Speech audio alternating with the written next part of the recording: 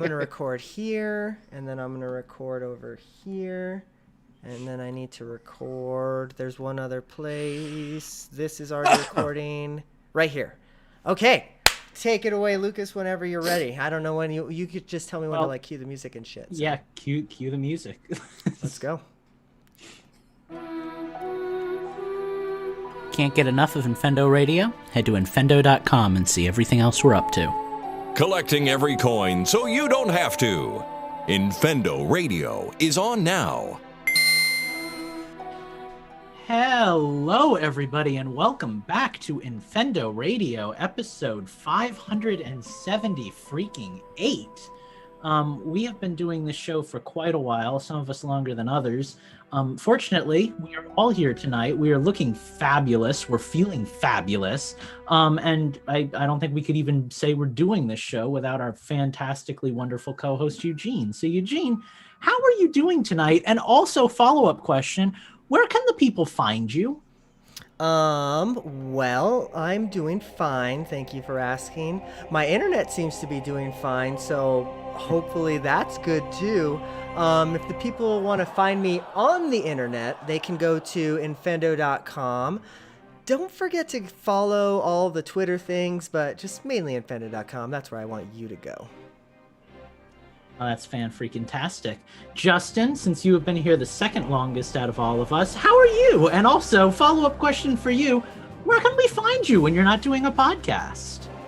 I am doing okay. My mustache is still better than yours. You say that.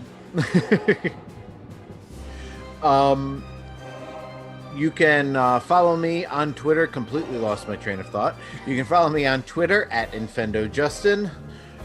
You can follow my Disney tweets at Utilidork, and you can go to thedisneyparkbench.com for everything Disney that I'm doing, including a podcast that I hope to be recording tomorrow.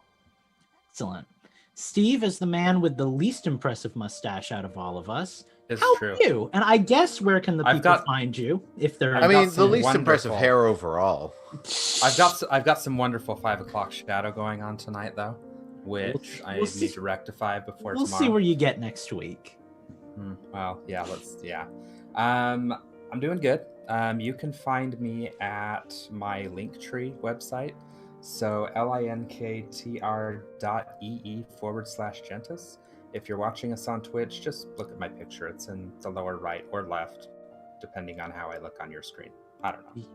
Beautiful. I don't do mirrors. I am Lucas. I have not yet found a way to host the show and also plug myself. So I'm just going to say you can find me at youtube.com/c/LUKASPEACE.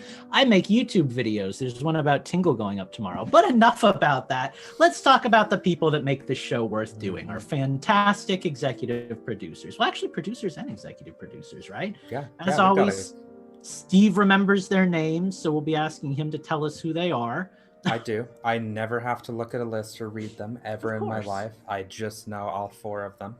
I do want to, as always, thank Slacker Monkey and Minus64, our producers, and DJ and the Brianosaurus, our executive producers. So thank you guys for continuing to give to us. Thank you very much, guys. All right. Well, we will be right back. We're going to talk about news. We're going to talk about games we've been playing. We're going to do all that cool stuff. But we're going to take a quick break to gather our thoughts. So we will see you guys at the other end of it.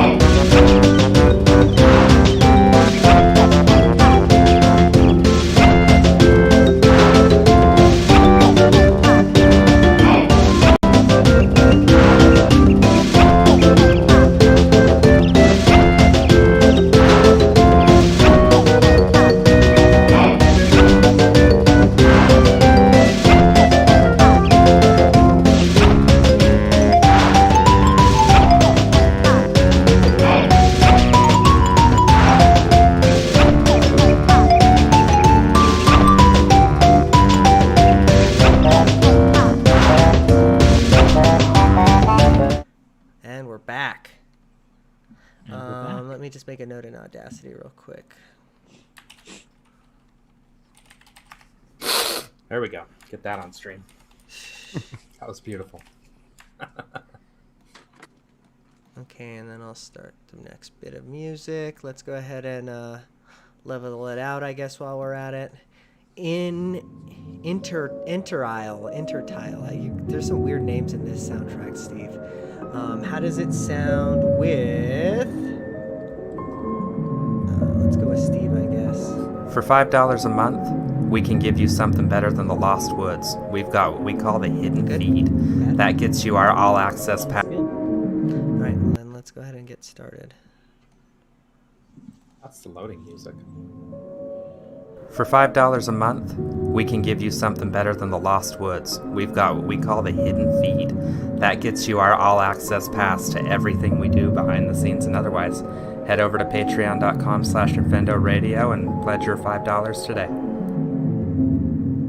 We are back. We've got news. We've got experiences. Some of us have fabulous mustaches that you can only see if you listen to the live show. Eugene, as the only person here who's informed enough to get news articles, you want to tell us what's going on in the world? Honestly, there's not a whole lot. I just kind of been scrolling through a couple of things. So, like the one that stood out to me, and which I just mentioned to you guys, was there was a Blastoise Pokemon card that sold for an exorbitant amount, $360,000. That's a lot of money for God. Pokemon card. Blastoise? Yeah, isn't that crazy? Wow. So I don't know. What do you guys think about that? It makes me Blastoise? So I had a real addiction to Pokemon cards for a while. Sure. Back when I used to do my internship where I'd drive up to Vieira, I used to love to go to Target at the end of the day and buy a pack of Pokemon cards. And sometimes you'd pull a card that was just automatically worth $5. Sure. If you got a mythic rare rainbow shiny, it's I could sell this online for $8 right now, kind of stuff. So I always got really into it, but man, collecting Pokemon cards is dangerous. Sounds It's expensive. Oh Yeah. boy, does it ever. Oh, I don't know, man. That's crazy. It would be really cool if I had one of those in a box somewhere, but I don't think I do, I've got all of my Pokemon cards right here. My kids were collecting them, and so I would occasionally grab a couple that I like. And then I did go on eBay and get a few of the Pokemon the first movie collector's editions. So, but that's pretty much the extent of my Pokemon card collecting. I do have a shiny Mew. I've got Fair a enough. decent collection, but nothing that's worth, I've probably got about $25 worth of cards all in all.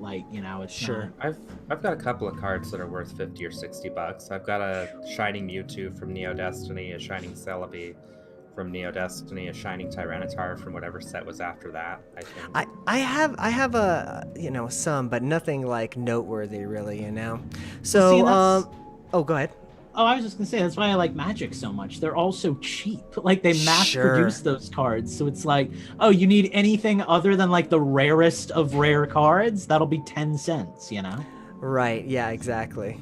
Yeah, my kids are obsessed with getting the rare cards in Pokemon. I'm see, that's the why? dangerous route to go down, right? Because then you're you're I in only for need to it. buy 80 packs to get that card. Right. Yeah. Right.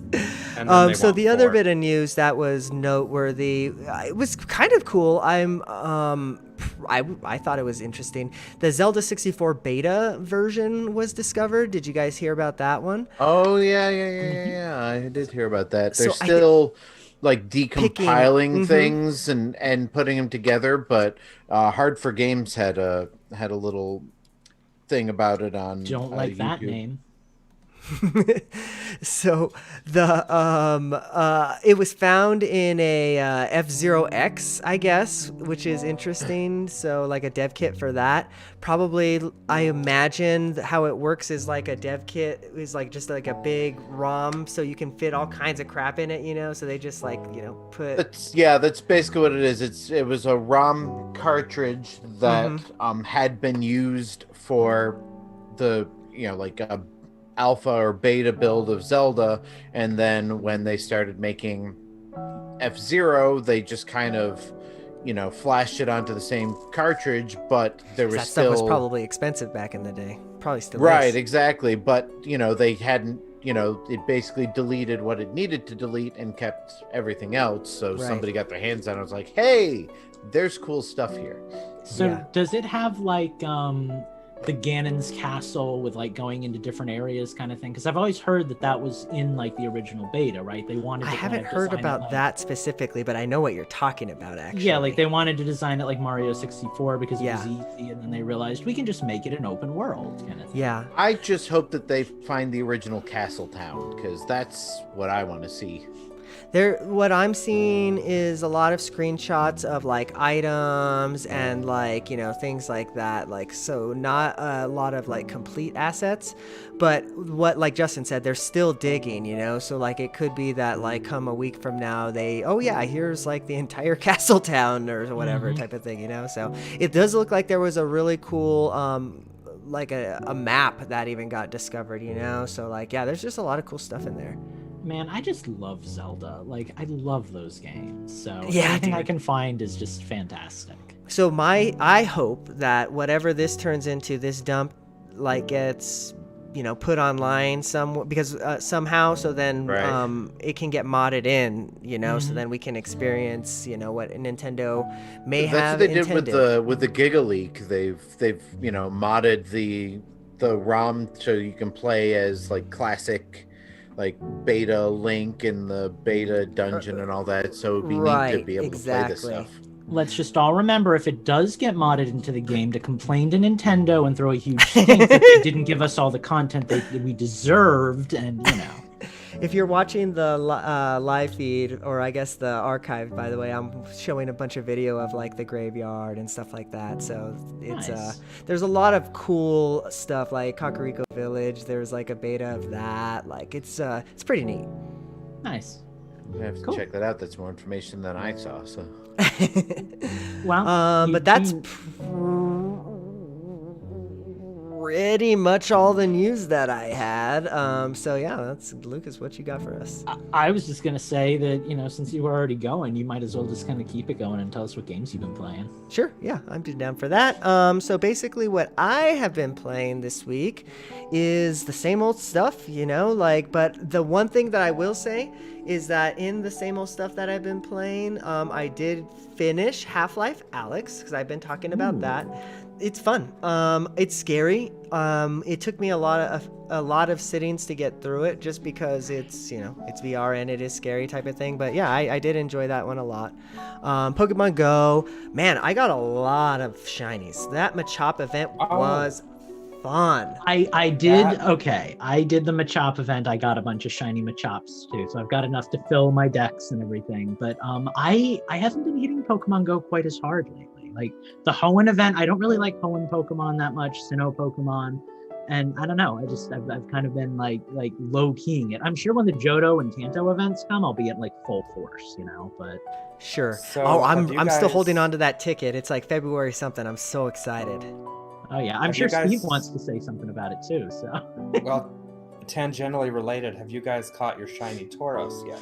I don't know if it's available in Pokemon Go, but they just announced today that it's coming to Pokemon Sword and Shield. They are doing a Year of the Ox. Well, why aren't we hunting for that right now, Steve?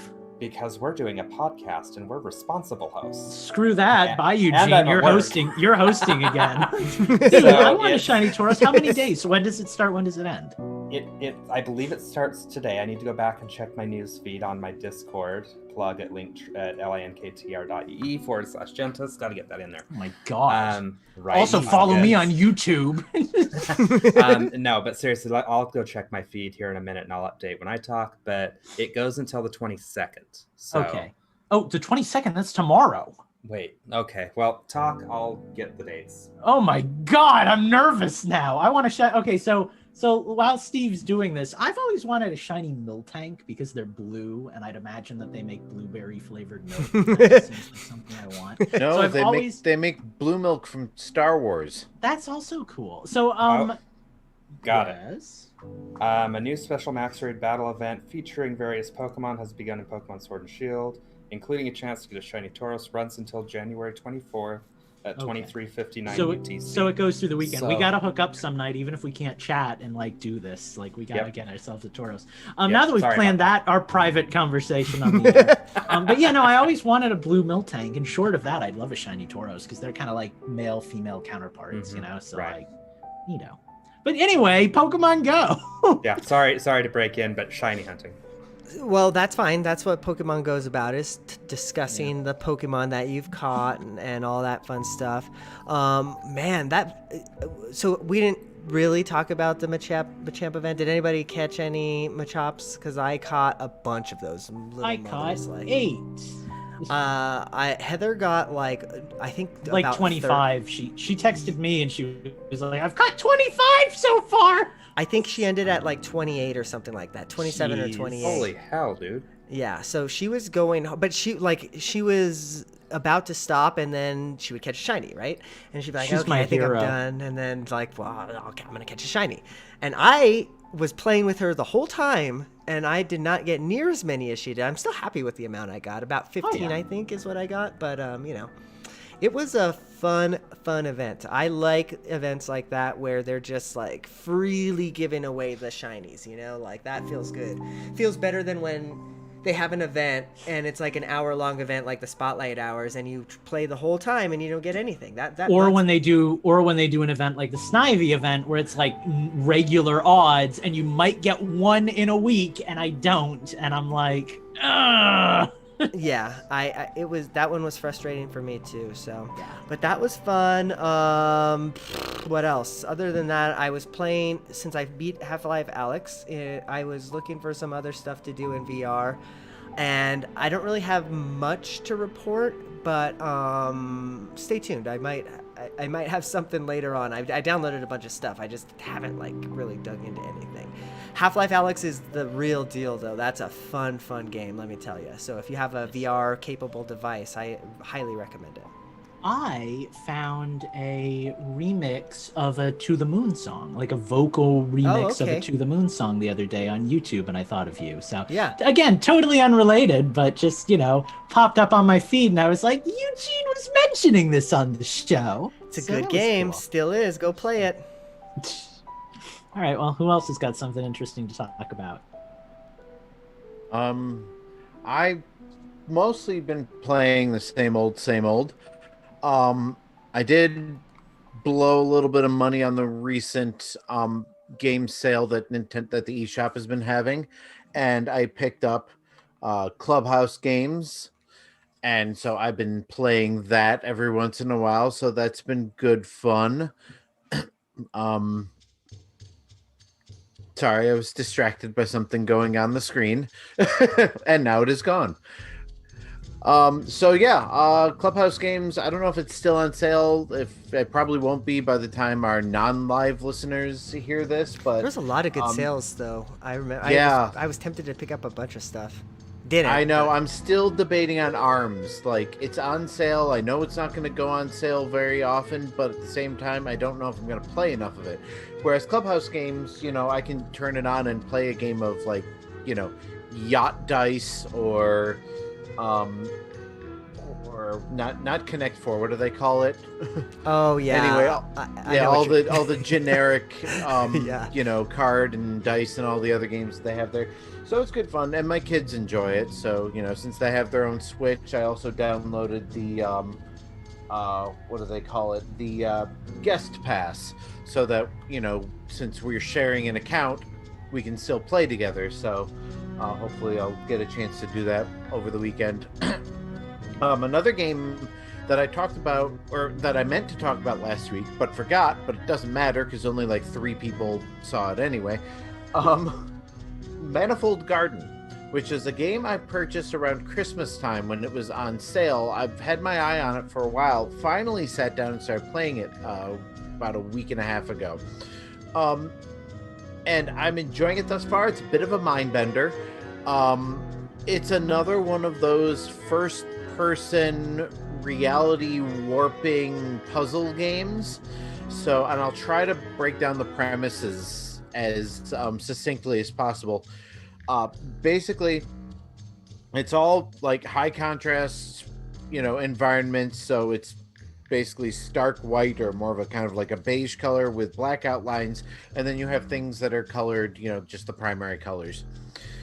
And so you have to hit certain switches, but you can only hit the switch when you're on the same plane as the switch, and some switches require you take a block and put it on the switch. The problem is if you can step on any wall.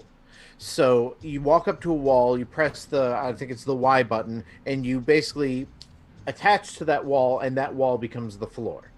Or you look up at the ceiling and press the button, and the ceiling becomes the floor, and you fall to it, and that's the new plane that you're on. Sure. So if you're holding onto a blue block and you're trying to get it to the blue switch, you have to be able to carry it, but sometimes you can't carry it directly, so you have to move to another wall. The problem is, if you move to another wall, that block will just drop, and you can't pick it up again until you're back on the section that it turns color again. It's kind of hard to describe, but and then what's really neat is when you solve a puzzle, the world like expands in these weird geometric patterns, and it's really like a visually striking game. It's like you're describing a dream you had. That's kind of it's very. And then the octopus shopkeeper became my mom. like honestly, it is if very you're surreal. And it is mind bending, and I love those kinds of first person mind bending games. So I'm enjoying it. But it's something I can only play a little bit at a time, and then my brain goes, nope, I can't take it anymore. I'm showing a video of it on the stream right now, so if you're watching that, it very much is that. It's like a trippy, dreamy escape type of like game. I remember when the trailer came out, I'm like, this is my type of game. And so I waited until it went on sale and bought it, and it took me this long to start playing it. I for some reason decided to play Jedi Knight Jedi Academy some more. I've been playing that too. Yeah, for some reason that's a that's a game that like I'll jump into and be all into. It's I'll on finish Game the level. Pass. I'm like, it's like, all right, I'm done with this game for a while. But that's right, it was on Game Pass, but I'm playing it on the Switch. Let's see, Clubhouse games, Animal Crossing, I don't need to talk about. Same old with that. So I guess the only other thing that I wanted to talk about is a little Christmas present that I finally got around to using last week, which is not showing up because of my virtual background. Put it in front of your chest. Just cover yourself. I'm just going to turn off my virtual background. Anyway, so like I said, I didn't know what to ask for Christmas, so I looked through my wish list. I'm like, what is the most expensive item that I would never buy for myself because of the price? And it is this. It is an 8BitDo arcade controller. It is compatible with Switch and PC. It has Bluetooth, 2.4G RF and USB-C connection, so you can play it pretty much any way you want. It's got this neat, like, original NES aesthetic to it. I used it last week, played with it a little bit, and it's nice. It takes some getting used to, especially if you haven't used an arcade stick in a long time, which I haven't. But it's very smooth. It's very responsive. The buttons are very, like, it feels like an arcade cabinet board. It takes some getting used to the button layout because, I was playing Mortal Kombat and, trying to figure out, like, what's, what the punches and kicks and blocks are was a little tricky.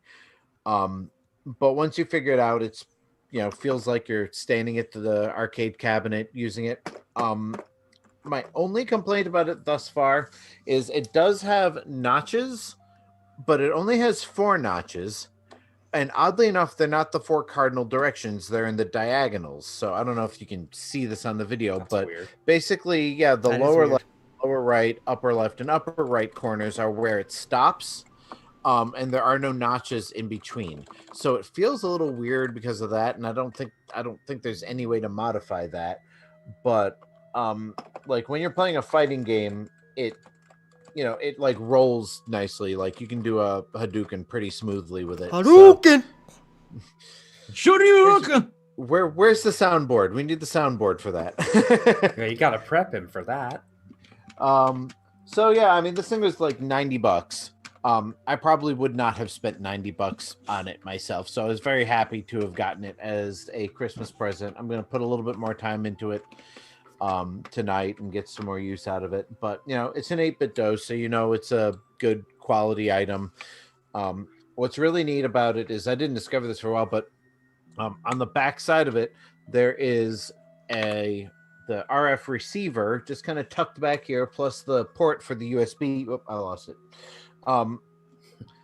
So like everything's just kind of self-contained in here. So like if you want to bring this with you to somebody's house and play it on their computer or play it on their Switch, you don't have to worry about syncing anything. You don't have to worry about bringing a whole box of things. You just put your receiver in there, grab any USB-C cable that's handy and carry it with you. So yeah, there's that.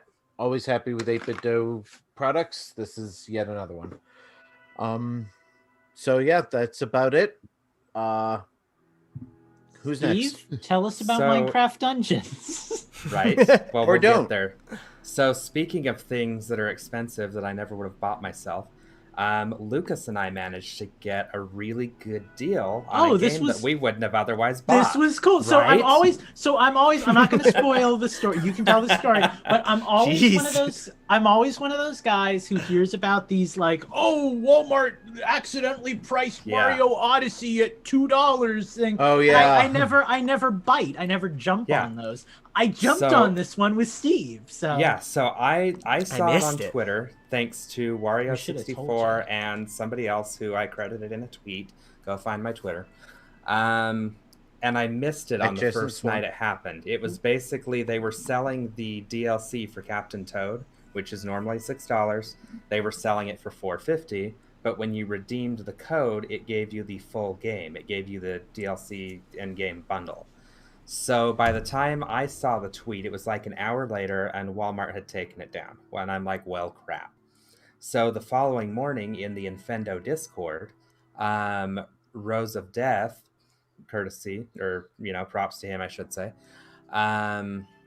he said that it was live again, and I saw the message about 30 minutes later this time.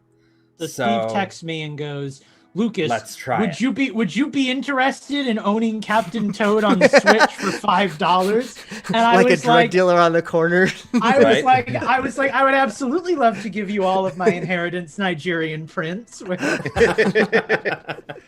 So the catch was you basically had to buy it with PayPal, which is fine. We both have PayPal accounts. Which I have because I set one up when you contracted me all those years ago, Eugene. Yeah, so Right. Thank you, Infendo, for setting us up with those. In fact, I think that's when I set mine up as well. So we bought it, and then we immediately got emails saying the game was back ordered. So we're like, well, we're probably not getting it. It's fine. Worst case, we're out $5, whatever. About, what would you say, Lucas, 4 hours later? I was going to say We got- 2, later that day. Yeah, 2 to 4 hours 4 later, we got an hours later. email from Walmart saying, here's your code. And then the eShop went under maintenance a couple minutes later before we could redeem our codes. So then, Steve, this was on Monday, and we spent all of Monday talking to each other, like literally like 8 hours on Monday. just Yeah, talking while to I'm each doing other. help desk, So he's sitting there talking to me. He's like, "I bet the reason that they're changing the eShop is well, they're 'cause this fixing is the crap they're I'm seeing fixing on Twitter. they're fixing their mistake with Captain Toad." I was like, "Man, they don't do that. Like, come on, like just chill." You were thinking it in the back of your mind. You're No. like, it could happen. I was like, Whatever. There's no way. So, yeah, so the shop came up like 30 minutes later, and we both are now the proud owners of Captain Toad. For $5, which you Neither know, of us have played. It's like Oh, really? Yeah, I have it on Wii U, so I've played the game, but we haven't booted Oh, up. and I mean, I've played the game too, but I haven't booted it up. But on we got Switch. we got a $60 game for $5. I figured, Well, hey, if I'm ever on like a road trip, like Yeah, exactly. And you know, the Switch is really the perfect system for it. I mean, it was good on the Wii U because you could play it on the gamepad, but now you can play it anywhere. So, yeah, you know, I've had it for a while, so I didn't get to take advantage of that, but you know, I'm glad somebody did because I wanted to. I that's missed a it. really good deal. It was kind of fun. That was the closest I've ever come to Black Friday shopping. yeah. It's you know, it's only fitting because I remember you missed out on those Joy-Cons so many moons ago. Remember they were like $30 or $40 Joy-Cons, and I should have went back and got like 20 of them. Now that I think now about that we it. know now that we know that you guys do this too, we'll post it in like a public chat. Like literally, Steve just messaged me, and I was like, "All right, let's do it. Let's have it." It was like split second. We're like, dude, we got to do this, and we. I had a moment where I thought about lying to you and being like, "Oh, they wouldn't take my order." Then I was like, "No, let's actually go through with it. Let's try it." Yeah. So, and the reason I haven't played that game yet is because I have been heavily addicted to Minecraft Dungeons again. So I put out a thing in my Discord, and I was like, I want friends to play this with. Because I realized playing a level or two with Lucas that he's like 45 levels lower than me, and it's just no fun for him because he basically has to follow me around and let me kill everything. I die, and then he's just there for a distraction, right? So I decided to start a new character in Minecraft Dungeons. I didn't erase my old file or anything, but I did start a new character. And me and Lucas and I believe Hellhound and EP Knothead were the four of us that played that night. And Hellhound had gotten a start. I think he was 3 or 4 levels ahead of us, and me, Lucas, and EP came in like brand new out of the box characters. It was a rough couple of missions. The beginning was fine. Then we went to the mine and everything went belly up. But yeah, so it was fun though, and I'm realizing how much they've changed in the game since I originally played it. So I originally played it when it first came out, and since then they've released a total of 3 of 6 planned DLC packs. And with each DLC pack, they've made some new, I guess improvements is the best way to do it. They've got some new merchants that are in the game. But since I booted up my file that's on Apocalypse, all the merchants were just there because I had already done normal and hard and Apocalypse. So it's like, we're not going to make you go through all this. We're just going to give you access to all the merchants. So when I was going back and playing the other file, I've actually had to go find the merchants. You know, I'm unlocking levels again.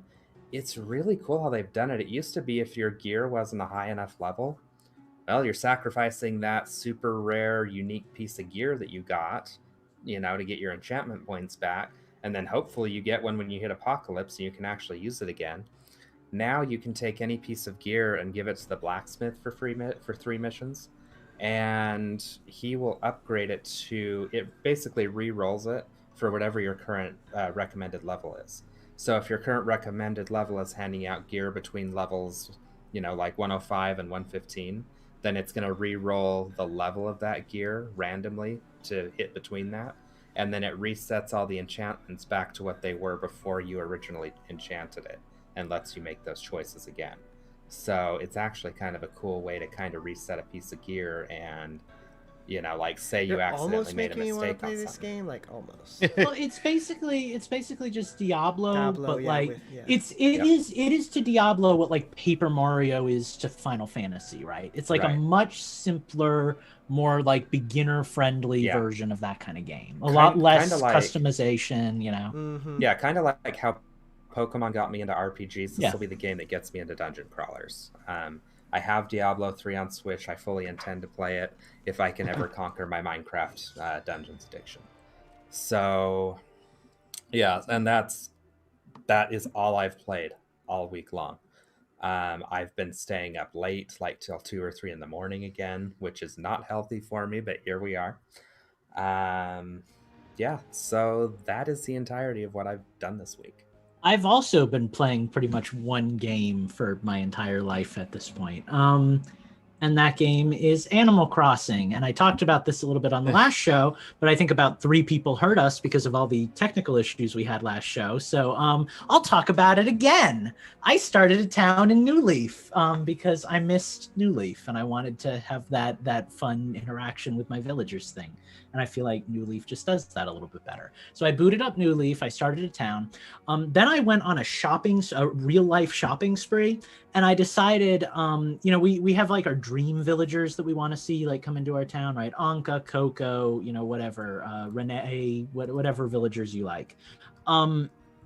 I decided I'm just gonna have all of them like for once. I'm gonna amiibo them all into the game. So I picked up like all of the amiibos that I wanted. I've started moving in the good ones and filtering out the bad ones, and I'm gonna have a nice town of like all the villagers I never got that I always wanted in my thing. So you should have gotten one of those amiibo reprogrammable disc things that I have, and then you could have saved some money. I've thought about that, but part of me really likes to just have like a stack of all of them for some, like I don't know. I do have some, like even though that. like they serve no purpose in my Animal Crossing games. I do have amiibo of KK Slider and Cap'n and some of my favorites. So I got these bootleg Animal Crossing amiibo cards that are the size. Gosh, these are so cool. They're like the cool. size of an NFC chip, and I didn't know they were that small when I ordered them, but it was just like a pack of like 30 or something, and I knew they were bootlegs. Yeah, they're a little bit bigger than the micro SD card. That I open it and they come out and it's like this big, and I'm like, oh my god, this is amazing. So I've got a bunch of those sitting around right now that if I don't keep in a box, I'm gonna lose because they're like the size of a penny. And even if you do keep them in the box, you still might lose them. So that is the town of Hewa, which is my New Leaf town. Hewa, then I started up Hewa. New Horizons because I thought, wouldn't it be cool to have an HD version of that town where like all the rivers and stuff meet in the same place and all the houses are in the same locations and stuff. Right. So I could enjoy like how pretty New Horizons is, but still get all the gameplay that I like from New Leaf and just kind of bounce between the two whenever I feel like it. So now I've started up New Hewa in New Horizons, and that's like my more modified version of that. So I'm just kind of rocketing through that game, working on unlocking everything so I can start terraforming and making everything look right. And I've got all the amiibos because I'm doing that in New Leaf, so I can just scan them into New Horizons and pop the same ones in. But I gotta say, like, one of the things that I find really interesting is I forgot how much fun New Horizons was in the beginning, right? Because I played so much of it at the end where I feel like it's really lacking, where it doesn't have like the villager interactions and all the stuff to do, and the seasonal events feel not as fun because it's all just about getting recipes and ingredients and stuff. But that beginning part where you're on the island and you're building your first house and you have to like set up the yards of like the neighbors to move in, and you go on tours and you bring in neighbors and you get to like choose who you want and stuff. That's all a lot of fun. So I'm actually really having a good time in New Horizons. It's almost like a mini game within my Animal Crossing like main experience or whatever. So I'm really enjoying that. The only other game that I've been playing that I wanted to talk about for just a minute was do you guys remember Tingle's Rosy Rupee Land on the DS? Yeah. I've been playing that because I'm going to do a video about it that goes up tomorrow, and I needed to, experience it so I could actually talk about it. Was that the one that was actually released in Europe in English? Europe and Japan, yeah. It never made it stateside because Tingle is so unpopular over here. Oh, well, I was going to say, all the Tingle games came out in Japan. I wanted the one that's basically Balloon Fight. Yeah. No, This is more of a... I would almost just kind of call it a Legend of Zelda spin-off, I guess you could say. Like you've got an overworld, you've got towns, you go into dungeons and stuff, but like the gimmick is that your health and like everything you do is tied to how much money you have and your ability to barter with people to get things at a better price and pay off bodyguards to protect you in dungeons because you're Tingle and you can't do anything on your own. It's just like when I first played it, I gave it up pretty quickly, because I wasn't that interested, I guess. I played it for a little bit. I think that was back on my crusade a couple of years ago where I was going through every Zelda game I had never played. Right. But playing it now, I actually really liked it. I think I want to finish it. So, like, yeah, that's that's a game. And I mean, again, like I said, you know, not to overplug or anything, but I am going to be talking about that in a lot more detail privately. But yeah, it's a really cool game. I actually recommend checking it out again if you're looking for something different. It's kind of fun. Kind of reminds me of like Mario and Luigi, right? In terms of like writing and character design and stuff. It's got that kind of like weird offbeat feel to it. But yeah, that era of Nintendo was just fun. I feel like it was experimental, you know, trying new things. I remember on the DS, like what was that one called? I think you've even talked about it, Pokemon Conquest, right? It's like basically yeah.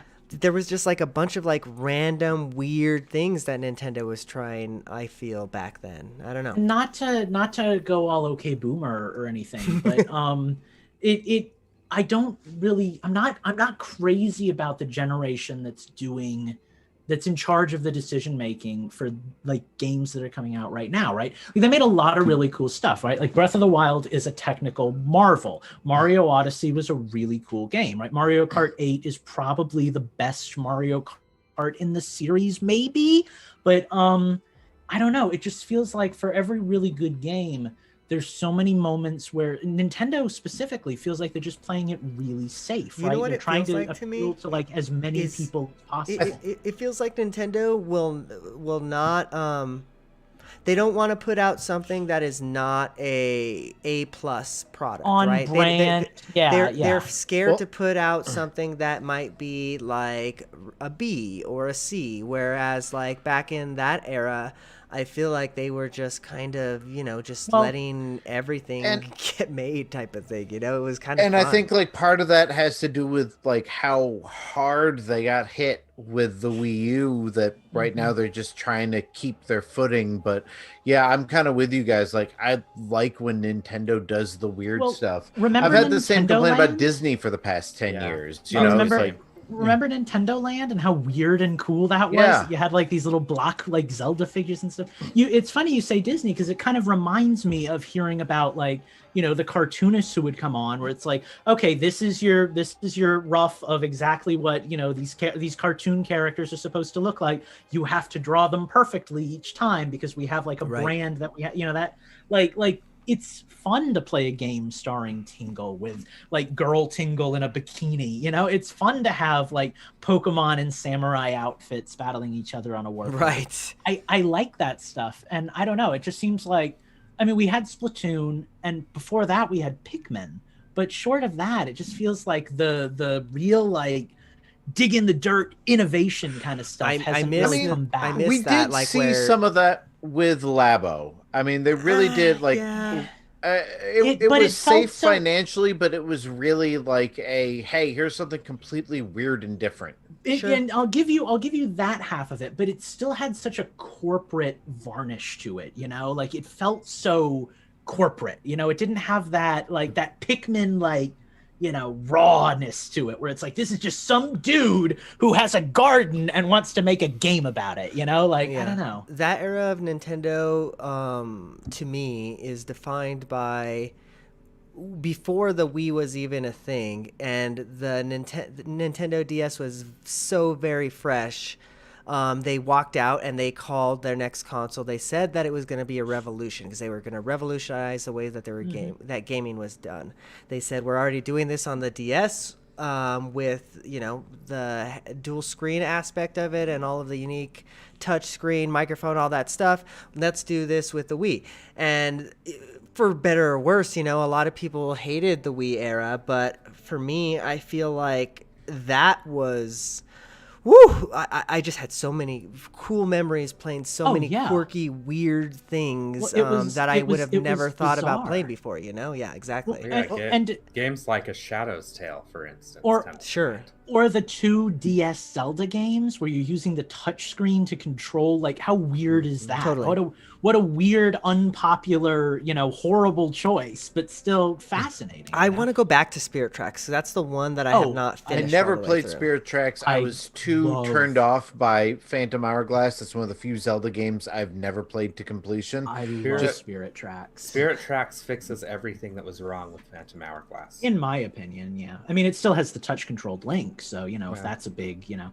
But to kind of wrap a neat bow on this and go back to the games I was playing, I've been watching a lot of Animal Crossing videos because I'm really in that Animal Crossing zone. So I'll watch like, you know, this guy who's had his original Animal Crossing town for like 17 years. And he's got videos from the original game and videos from City Folk or whatever that one was called, New Leaf, and then New Horizons and stuff. Like, we had 15 villagers in the first game, and ever since it's been cut down to 10.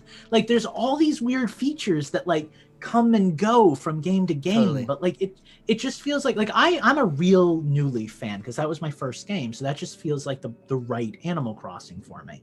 But like, it's just weird to see like the experimentation.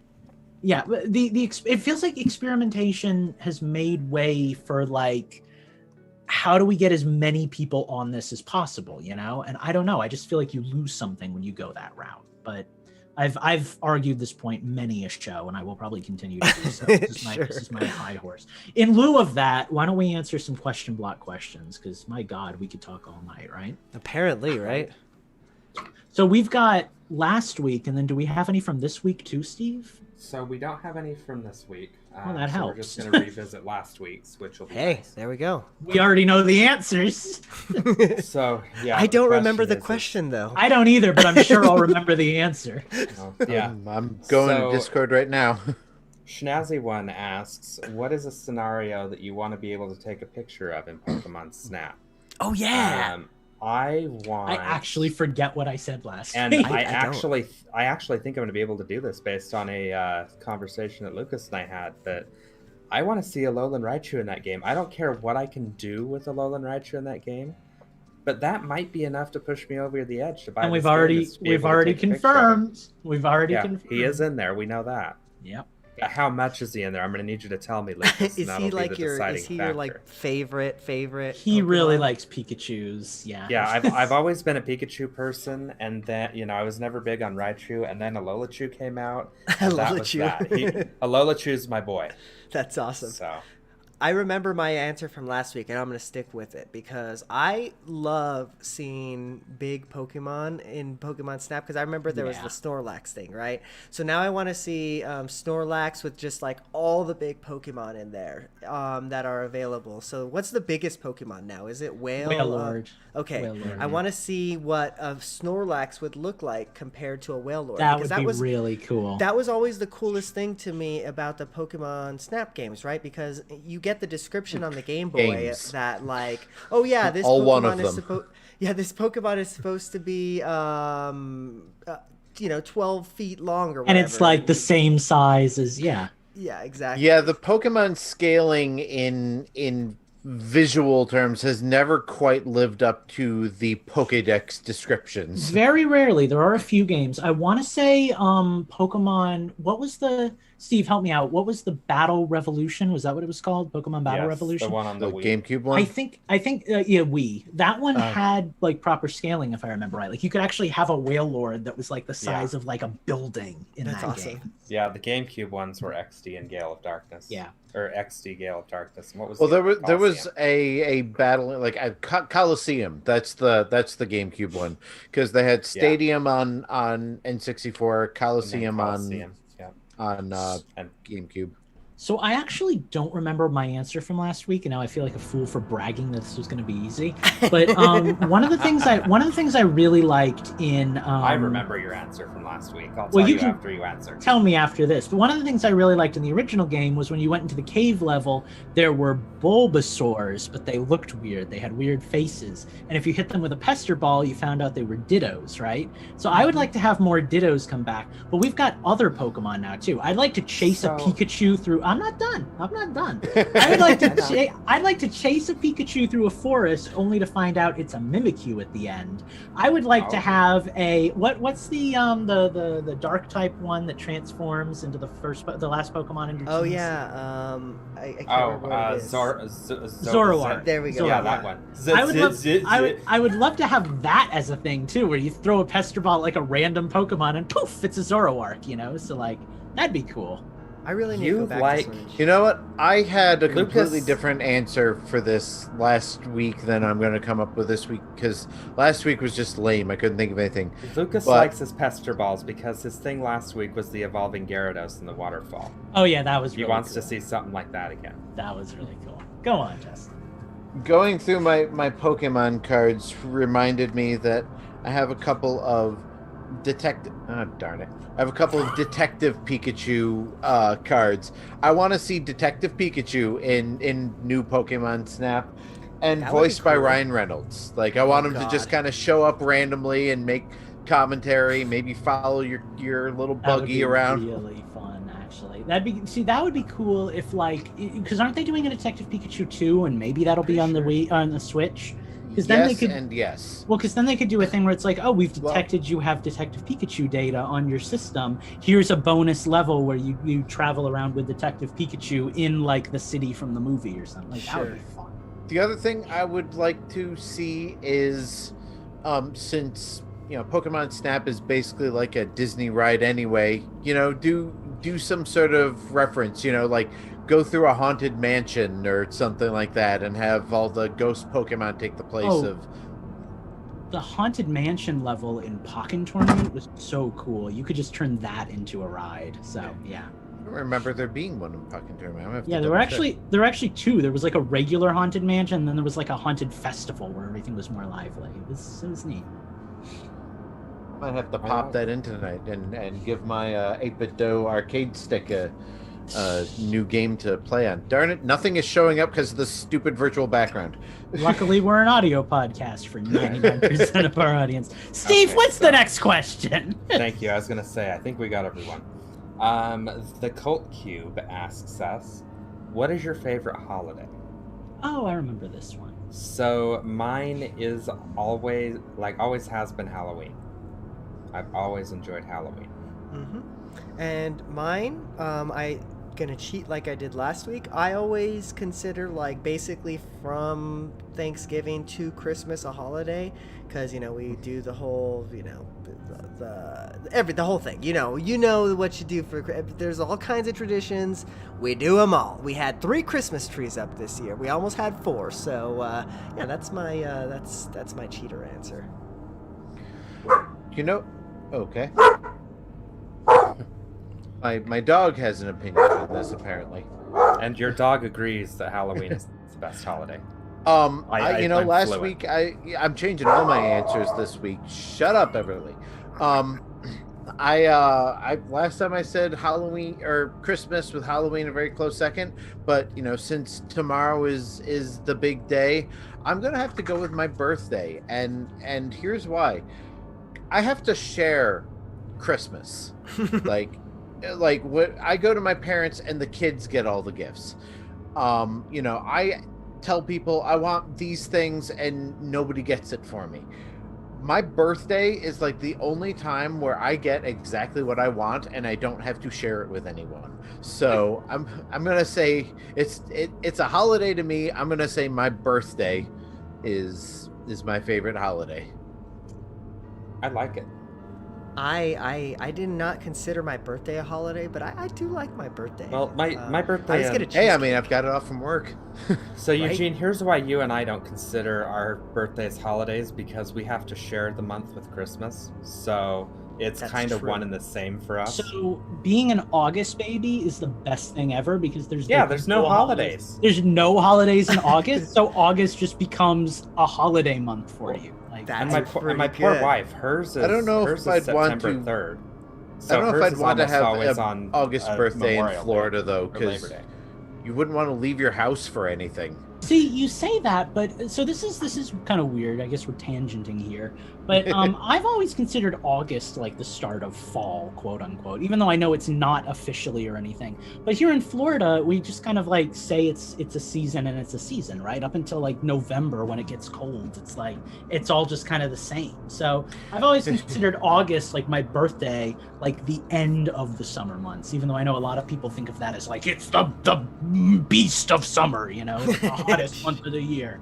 So I said Christmas last time. I stand by it. But I'd also do what Eugene does, where like, you know, that whole like as soon as the moment Thanksgiving is over, the moment you've had the pie and you're done eating that meal, it's Christmas until like the 30th, basically. Yeah. So like that's me. We always do the thing where we'll go buy because I have to have a real tree because I'm that type of person. So the day after Christmas, we'll go get a tree. Or day after Thanksgiving, we'll go get the tree. Yeah. Yeah, I just rather ominous holiday music. I love shopping for presents for people. Like finding people gifts is like the most fun part of the holiday. So like, Sure. you know, it's just a whole month of like, woo, you're gonna love this, you know. So Right. so what'd you get me for my birthday? Oh, you know, lots of love. Justin, our friendship can't be defined by something as trivial as physical presence. Our relationship goes beyond that to an emotional level. I want you to know, Justin, next year the podcast may fall on your birthday. And if it does, we're going to give you a lot of crap because it's also your 40th birthday. Well, Ooh. No, it is not my 40th birthday because 2020 did not happen. I'm taking a mulligan. I am 38 again. And my birthday is also on a Friday this year, so I haven't looked that far ahead. I just saw it on my calendar. I identify as a 25-year-old. I identify as a 5-year-old, so I get it. All right, well, on that note, I think we're done here. So unless we have anything else you want to say, guys, let's leave and never return. Nope, that's all I got. All Never. right. Well, then we will be back next Thursday, same time, same channel. I guess that's technically a thing we do. Yeah, channels. Don't tell Twitch we're cheating on it. Thanks for watching, guys. See you real soon. Adios. Peace. Bye bye. I thought I was gonna have to do the bye-bye. You did last week. I ain't gonna give you my bye bye. Okay. Bye. I Oh forgot my I have my ancient Mew card here on my desk. Stop Guys, this I have recording. Oh my god, I wanted one of those so badly. I was watching them on eBay. I kept saying, "Oh, I don't feel like spending $10 on a Pokemon card just to have it." And But then it's they double-sided. skyrocketed in price. So don't stop your recordings if you guys don't Oh, mind, and let's yeah. just real quick I do almost- some I almost bumpers. did. What do you guys want to do? Just because I did Patreon. I don't know, but change can we turn off the spooky music so we can get the right mood for this? Because like, My bad. it's all good. It's a lot. No, you know? it is Steve's bad. He picked the music. Life is a meaningless void of darkness on Nobody Infendo else Radio. spoke first, so It doesn't mean you have to speak badly. Indeed. yeah, it does. All right. So, did Patreon change or anything? Do we need to change any of our messaging? I don't know if it's officially changed. I know we discussed a couple Let of me- like Let me pull up decades the ago, Patreon tiers, possibly so just we'll like see what they are. kind of like changing it up and making it a little bit more. Hey, donate to us or don't. We don't care. But I don't think we've done any of that Do yet. you- I would recommend. We have 3 tiers on Patreon. We've got the $1 a month, which is our monthly shout out. We Oh, have maybe the I should. $5. This is not a Take Twitch notes. discussion, actually. So, bye Twitch.